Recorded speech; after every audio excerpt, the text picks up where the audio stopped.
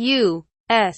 Army soldiers stand in front of their vehicle as they wait for the opening of their exercise with Polish Army soldiers on training fields in Zagon, Poland. Monday, Jan. 30, 2017. The Senate passed its version of a massive defense bill on Monday, setting up negotiations with the House but leaving the most controversial policy issues lawmakers hoped to address unresolved. Senators voted 89-8 to pass the nearly $700 billion bill, which authorizes support for Pentagon programs and combat operations at home and abroad.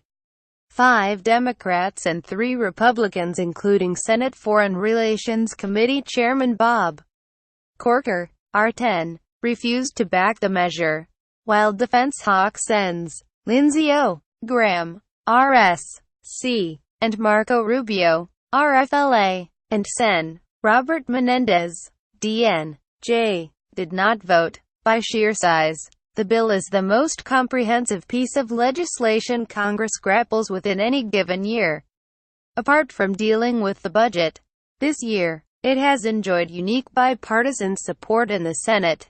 Subscribe to the Post-Most newsletter. Today's most popular stories on the Washington Post, but part of that harmony is due to the fact that this year's Senate bill was unfettered by several of the policy fights senators had hoped to wage against the Trump administration on matters from transgender troops to North Korea.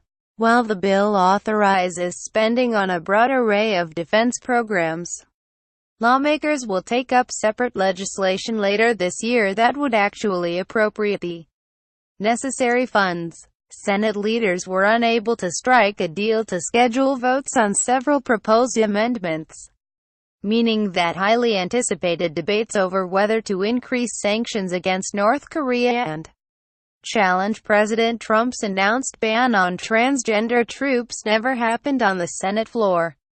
On Friday, Senate Armed Services Committee Chairman John McCain, RS, threw his support behind a freestanding bill that would curtail Trump's proposed transgender ban, which the president announced via Twitter in July. McCain's open declaration of opposition to the president's ban was notable, but also a sign that the measure would likely not be folded into the defense bill. Senators of both parties also proposed stiffening sanctions against Pyongyang over its latest ballistic missile and nuclear tests, including measures to ban the import of any goods made by North Korean labor and block anyone who does business with North Korea from the U.S. financial system. Those proposals never came up for vote. Of the politically controversial matters that arose, the only one to receive a vote was an amendment from Sen. Rand Paul, R. Kentucky, to impose a 6-month deadline on Congress to pass a new authorization for use of military force, AUMF, against extremist groups. The Senate voted to kill his proposal. Even several of Congress' biggest AUMF champions recoiled at setting up a do-or-die situation in which the military could be left without any legal underpinning for combat operations in Afghanistan and the Middle East. But the Senate's bill does include a few significant policy changes, including a government-wide ban on using Russian firm Kaspersky Labs software. The measure, presented initially by Sen. Jeanne Shaheen, DNH, goes further than an order that Acting Homeland Security Secretary Elaine Duke issued last week, which applied only to federal civilian agencies. The defense bill's ban would also cover the military and government contractors.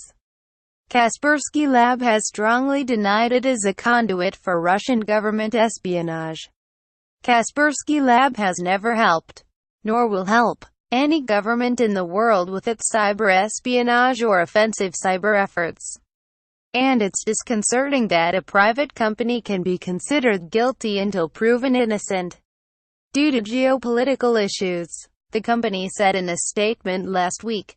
Russia's mounting aggression, including its attempts to meddle in the 2016 presidential election, inspired several initiatives in both the House and Senate's defense bills.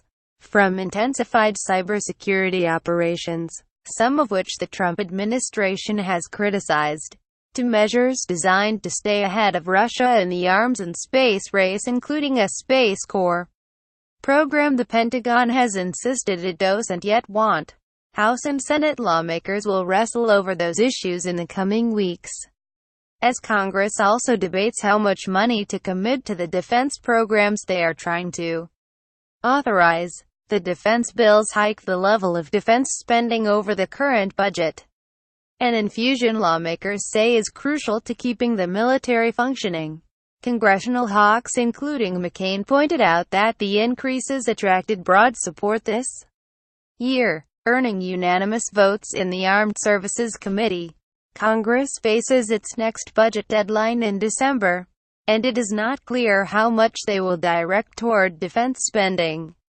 For too long our nation has asked our men and women in uniform to do too much with far too little, McCain said Monday, warning that financially, we are gambling with the lives of the best among us, and we're now seeing the costs.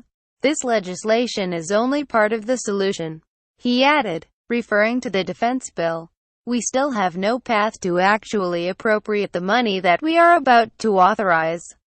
Ellen Nakashima contributed to this report.